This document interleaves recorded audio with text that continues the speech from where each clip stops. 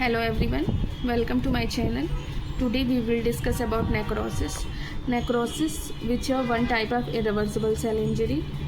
ठीक है, सबसे पहले हमने एपोप्टोसिस के बारे में पढ़ा था, अब हम नेक्रोसिस के बारे में पढ़ेंगे। तो नेक्रोसिस में सबसे पहले हम डेफिनेशन देखेंगे। तो ये क्या होता है, ये irreversible death of the cells. It is a irreversible death of cells और tissue in a living organism caused by the factors such as ischaemia, infection, toxin और ट्रॉमा। मतलब क्या होता है, सेल की डेथ हो जाती है जो फिर से रिवर्सिबल नहीं हो पाती है। ठीक है, एक बार सेल की डेथ हो गई तो वो फिर से ठीक नहीं होती है। लिविंग ऑर्गेनिज्म में होता है और ये इस्कीमिया, इन्फेक्शन, टॉक्सिन, ट्रॉमा की वजह से होता है। जो लीड करता है उसकी वजह से क्या हो जाता है, लॉस ऑफ मेम्ब्रेन।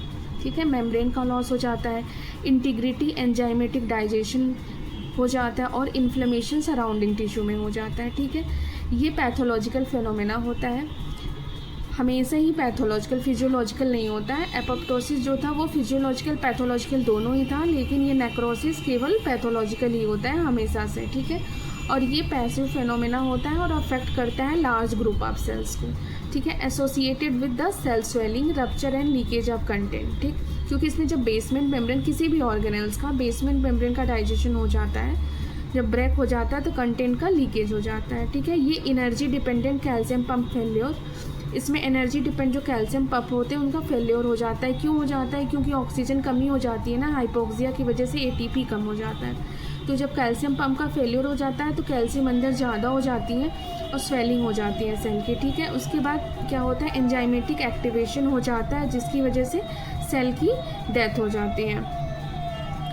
नाउ हम सब टाइप देखेंगे।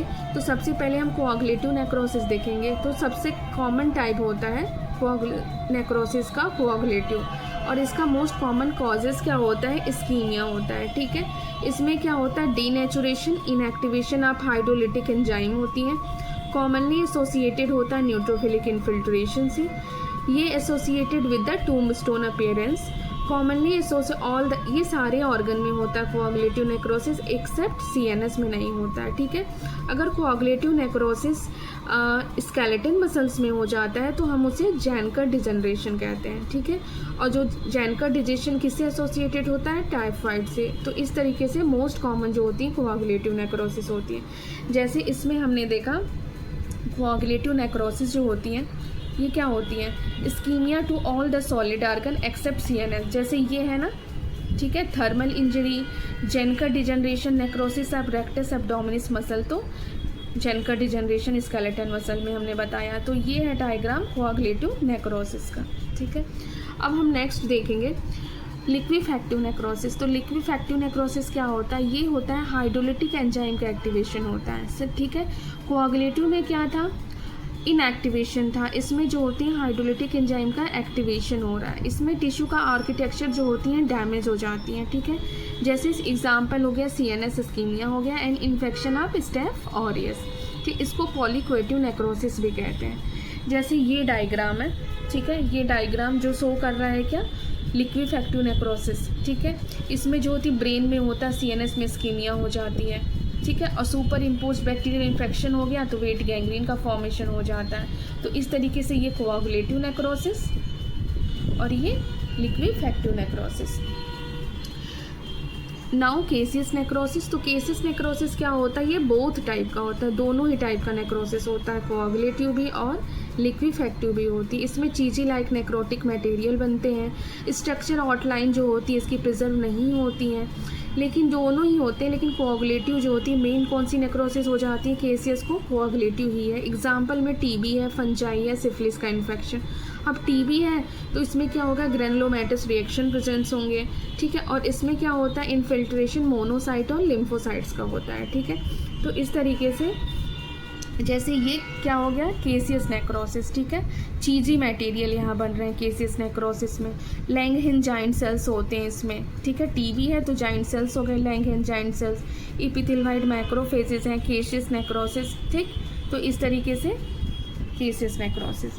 Now fat necrosis. तो फैट नेक्रोसिस सबसे पहले फैट मतलब इसमें क्या है, लाइपेज का एक्टिवेशन। ठीक है, लाइपेज का एक्टिवेशन हो रहा है। तो इस किस में दिख सकती है, जैसे ब्रेस्ट टिश्यू में बहुत ज़्यादा फैट होते हैं तो उसमें दिख सकती है, और मेंटल टिश्यू में दिख सकती है, पैनक्रिएटाइटिस में दिख सकती है। ठीक है, तो एग्जांपल हो गया इसका एक्यूट पैनक्रिएटाइटिस में क्या होता है, लाइपेज का एक्टिवेशन हो जाता है। तो वो क्या करता है, लाइपेज लिपिड को फैटी एसिड में चेंज कर देता है, और ये फैटी एसिड कंबाइंड हो जाता है कैल्शियम से, तो उसको प्रोसेस को सैपोनिफिकेशन कहते हैं, और उसमें क्या होता है, चाकी लाइक येलो डिपॉजिट हो जाता है। ठीक है, जैसे ये डायग्राम है यहाँ पे, तो क्या है, ये चॉक लाइक डिपॉजिट हो जाता है, तो ये फैट नेक्रोसिस हो गई।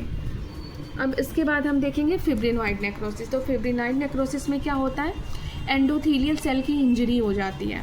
ठीक है, उसकी वजह से इम्यून कॉम्प्लेक्स का फॉर्मेशन होता है। जब फॉर्मेशन हो जाता है तो क्या होते हैं, ये इम्यून कॉम्प्लेक्स डिपॉजिट हो जाते हैं कहाँ पे, पहले तो वेसल्स की वॉल होती है, वो प्लाज्मा प्रोटीन के वेसल्स की वॉल, ठीक है, पहले डैमेज हो जाती है वेसल्स की वॉल, और फिर उसी में जो damage and deposition to the plasma protein in the vessels wall में डिपोजिशन होता है। पहले डैमेज हुआ, फिर उस वहीं पे डिपोजिशन हो गया, तो इस तरह से फिब्रिनॉइड नेक्रोसिस होती है। उसका एग्जांपल है मैलिग्नेंट हाइपरटेंशन हो गया, एस्कॉप बॉडी हो गई, और कौन सा हो गया, इम्यून कॉम्प्लेक्स के डिसऑर्डर हो गया, जैसे पॉलीआर्टेराइटिस नोडोसा पैन हो गया तुम्हारा, SLE हो गया। ये सारी चीज़ों में फिब्रिनॉइड नेक्रोसिस देखने को मिलती है। जैसे ये है फिब्रिनॉइडिस नेक्रोसिस, ठीक है, ब्लड वेसल्स की वॉल में डैमेज हो जाता है, तो इस तरीके से फिब्रिनॉइड नेक्रोसिस। ठीक है, तो इस तरीके से ये डायग्राम है, लिक्विफैक्टिव नेक्रोसिस है, ये कोआगुलेटिव नेक्रोसिस हो गई, then caseous necrosis, fibrinoid necrosis, and lastly fat necrosis. Thank you so much. Please like and subscribe my channel.